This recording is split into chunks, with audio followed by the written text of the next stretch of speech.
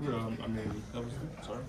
how was the first, tournament practice, pre-tournament practice, and what you kind of like, out of what you were saying about that?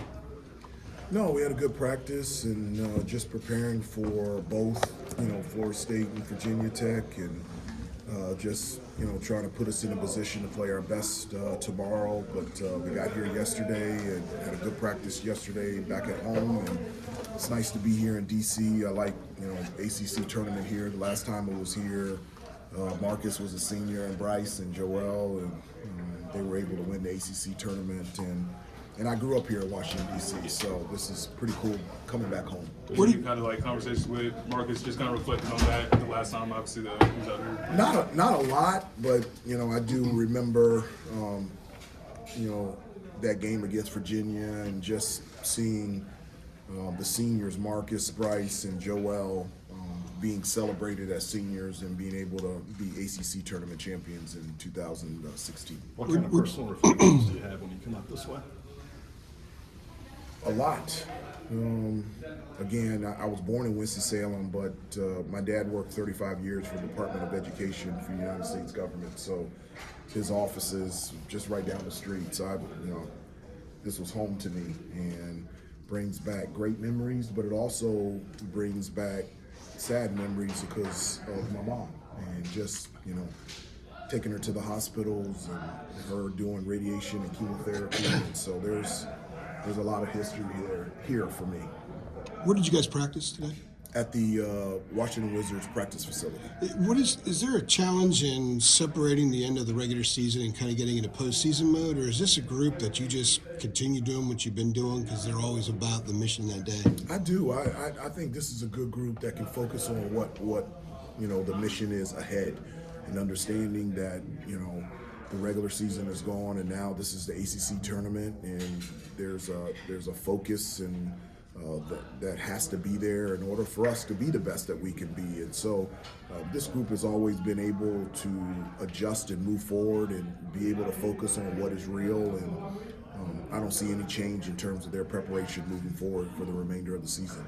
Hubert, in terms of that, how important is it to come away with the tournament championship after winning the regular season? How much weight do you put on something like that? No, I don't talk about it at all. It's one game at a time. You can't win anything unless you win the first game. So our focus is on whether it's Florida State or Virginia Tech and our improvement and us becoming the best that we can be. I always talk to the team about preparation and process. That's the only thing that you have control over, and at the end of the day, the results will take care of itself. So I don't talk to them about that kind of stuff, and let's just show up and be at our best, and hopefully that's good enough to win some games. What does it mean to see RJ get rewarded for everything that he's Awesome. done? Just unbelievable. I want all of our players to be celebrated and supported and encouraged, noticed, and I felt like it's been, RJ in some sense has been overlooked and it's overdue, and for him to be celebrated the way he has been all season. Yes, he's had a terrific season, but I think he's had an outstanding career. And for me, as one of his coaches, being able to see what RJ has brought to this team and this program and this university, even off the court, brings tremendous joy to my heart, and for him to be named ACC Player of the Year puts a huge smile on my face. How about you for Coach of the Year? And you're there with Coach Smith, Guthridge, Roy, Coach McGuire. You're in that group and that with Coach of the Year awards in this league as well.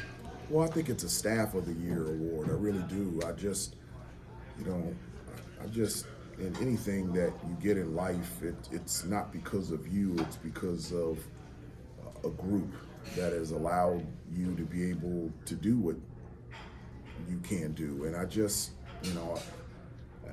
think about, Pat and Sean and Brad and Jeff and Marcus and Hoots, and we just have a great staff. And I enjoy working with them, but more importantly, they're my friends. And that's pretty cool that you can come every day at work and be around people that you just enjoy being around. Hubert, you had that period in the season where you lost 3 out of 5 games, but the way you guys are playing now, do you feel like the confidence is back, maybe higher than it's been, and you've sort of recaptured the mojo that you had there when you were? Well, I don't think we lost any confidence when we had lost, 3 out of 5 or 3 out of 6.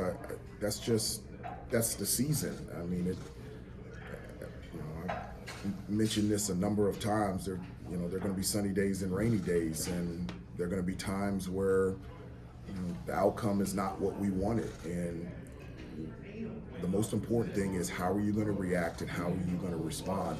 So to your point, what I'm really happy with is how we have reacted and responded throughout the entire season. And so this is a group that just continues to fight and improve and work hard and stay the course. I always tell them, you got 2 choices: you can stay down or you can get back up and move forward. And this is a group that's always gotten back up and moved forward. What would you assess the level of the defense compared to what it was during the 10-game win streak? Yeah, I think people make too much out of the 10-game win streak in terms of defensively and comparing it to that. It seems like that's the standard. I think we've been a much improved defensive team this year. I think we've identified, and I think anyone who has watched us understands that, that is the thing that allows us to be the best that we can be. If we can defend and rebound, that leads to us even being more efficient on the offensive end. And so, again, moving forward for the remainder of the year, we got to get after it defensively. We got to rebound the basketball, and we got to take care of the basketball, limit turnovers, and that puts us in a situation where we can compete against anybody in the country. Hubert, when you get really fired up, and this is a little bit of a silly one, but like I do. The gesticulations that you do on the sideline, Yeah. and the stomping and Yeah. stuff, is that stuff like choreographed in a way, or where does that where do those moves come from? No, I don't. Yeah, well, they're not choreographed, and my wife makes fun of me all the time. That's why I have this Aura ring on, because she wants to see my heart rate during the games and stuff. And so I always tell the guys that I don't know how you play this game absent of emotion. And I want people to play with their personality. I don't know. And so for me, the hardest part is I'm 53 and I can't play anymore. And so I just get so excited out there. And so I will jump up, I'll stomp, I'll raise my hand. And that's why I stand up the whole game. I don't know how Coach Williams sat down the whole game. I just can't sit down there. I get so excited, and I just want to see the guys play really well. And so it is not choreographed. That's just me being me. Did you consciously, you have the same get them up the court right-handed sort of wave that Coach Williams had and Coach Smith had? Very similar. I did steal that away. Okay, from I was them. curious about that. Yeah, I did steal that, and because I thought it worked, and so so I'm just telling them, let's go. I want to play fast, but Coach Smith and Coach Williams did that, and I did take that from them. What does she terms of say, playing- Hubert? What does your wife say? You're talking about, like, picking on you with the sideline animation. Like, what's the post game report when she gives it to you? No, she looks at my phone and wants to see my heart rate and make sure I'm okay. I'm like, I'm fine. I'm just having fun. I'm okay, but she does make fun of me of how animated I get on the sideline, but I don't know how else to do it. I just, when I took this job, I said that I want to follow in the footsteps of Coach Smith, Coach Guthridge, and Coach Williams because I believe in it. And I want to, but you have to walk that path in your own shoes, and so that's what I'm trying to do. When you So think you're about playing with when you that think emotion and just, or I guess for you, coaching with that kind of emotion, competitive fire, do you think your team, your players this year match that in their personality? I think they do. We got a lot of characters out there. Harrison and Cormac and RJ and Armando and Zayden and Elliott, and I encourage that. I tell them I want them to be leaders within their own personality, and I want your personality to come out there on the floor. And so I really don't know how you do anything that you love absent of emotion, and I want them playing with that type of emotion because I feel like it makes you play at your best. when you think of Armando, how he's changed and grown since he arrived, How meaningful is it to you as a coach and personally that he was on the all-defensive team this year? Yeah. It was huge. Well, this will be funny. Since he made the all-defensive team, now he references himself as a 3-and-D guy. Sure. And so, hey, slow down. So after his 2 threes Right. against Georgia Tech, he's a 3-and-D guy. But when I told him that, he had a bigger smile on his face than any other achievement or reward that he got. And I think that meant a lot to him, that people noticed that there was an area in his game that he really worked on and has improved. And, from a defensive standpoint, he's been fantastic for us this year. His ability to be able to guard guards out on the perimeter, in large part, our defense has improved because he has improved. And it's just a huge benefit. I'm so thankful he was recognized for that. And yeah, he's been going around saying I'm a 3-and-D guy. So I like him to be a D guy. So, is there any personal satisfaction that you get from that, other than just can you separate yourself from a coach, just knowing him as he is, and that was an area that he had to work hard on with his body and just recognition out there?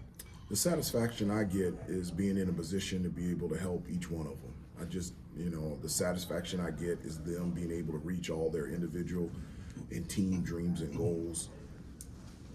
The benefit that I get is being able to walk alongside them every day and just be there to serve them and help them and to coach them. And that brings me tremendous joy to be able to do that and to know Armando for 7 years. I think I told you I saw him when he was 15 and I thought he was in the 17 and under game, and I've known him for a long time. So to walk that journey with him before he came here and alongside him in the 5 years that he's been here, it's been pretty cool. How different is preparation in the regular season as opposed to a tournament, especially when you don't know who you play tomorrow? Same preparation. I don't know how you do anything differently. I just, there's one way to prepare, and I think to be at your best, you have to have consistency. I don't see how it works to prepare differently in a different format or prepare differently for a particular team. I think consistency, and we always talk about being disciplined, and discipline doesn't mean that you're perfect. Discipline means that you're committed to doing the right things the right way, consistently, and that's what we've talked about and preached all season. Thank you. Thanks again.